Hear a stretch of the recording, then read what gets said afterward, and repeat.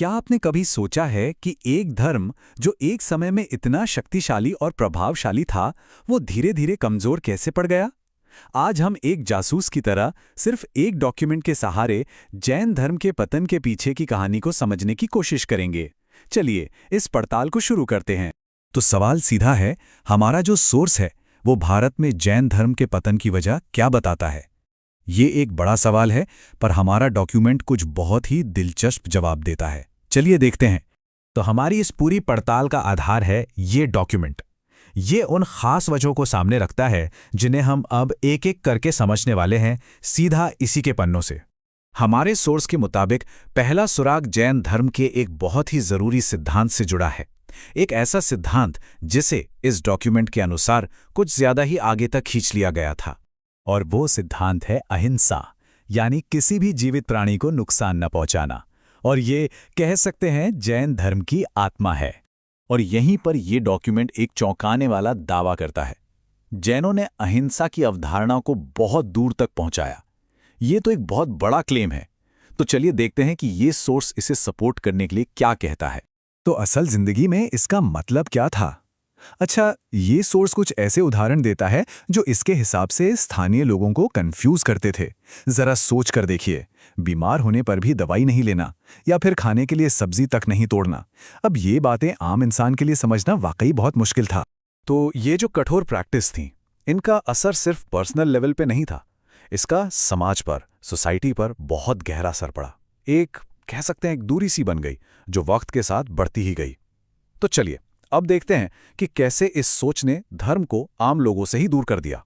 नतीजा क्या हुआ? Social isolation.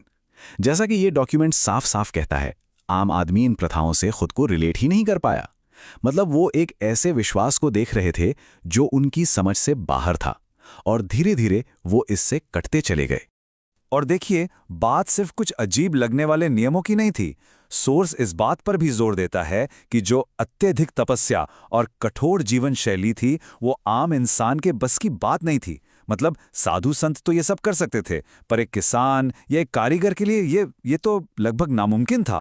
पर कहानी में एक और ट्विस्ट आना बाकी था। एक और बड़ा झटका लगने वाला था, और ये झटका मठों के अंदर से नहीं बल्कि राजमहलों से आया। देखिए, किसी भी आंदोलन के लिए पॉलिटिकल सपोर्ट एक बैकबोन की तरह होता है, और जैन धर्म का ये सहारा अब छिनने वाला था। और ये बदलाव कोई छोटा मोटा नहीं था। शुरू में तो देखिए, बिंबिसार और अजातशत्रु जैसे शक्तिशाली राजाओं ने इस धर्म को खूब सपोर्ट किया, लेकिन फिर वक्त बदला। सोर्स के मुताबिक बाद के जो राजा महाराजा आए, उन्होंने बिल्कुल मुंह फेर लिया, और जो शाही मदद थी वो पूरी तरह से बंद हो गई। तो ये जो शाही संरक्षण का खत्म होना था, ये एक बहुत ही जबरदस्त झटका था। हमारा डॉक्यूमेंट इसे एक टर्निंग पॉइंट बताता है, एक ऐसा मोड़ जिसने धर्म को एकदम अकेला और बिना किसी सहारे के छोड़ दिया। अब जब बाहर से सपोर्ट मिलना बंद हो गया, तो आंदोलन को आगे बढ़ने के लिए अपनी अंदरूनी ताकत पर ही निर्भर रहना था। लेकिन यहीं पर हमारा सोर्स एक और बड़ी कमी की तरफ इशारा करता है, और वो कमी थी अपने विचारों को फैलाने की कोशिशों की कमी। ये बात सुनकर थोड़ी हैरानी होती है ना? सोर्स का मानना है कि जैनियों ने एक्टिवली अपने धर्म को फैलाने की कोई कोशिश ही नहीं की, मतलब एक पैसिव अप्रोच, जिसके नतीजे काफी गंभीर हुए।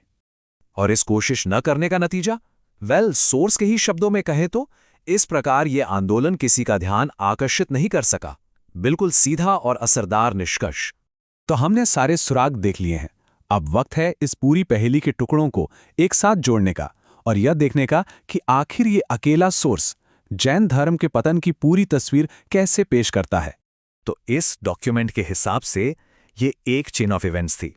सबसे पहले कठोर प्रथाएं, जैसे बहुत सख्त अहिंसा और तपस्या, इसकी वजह से आम लोग धर्म से दूर हो गए।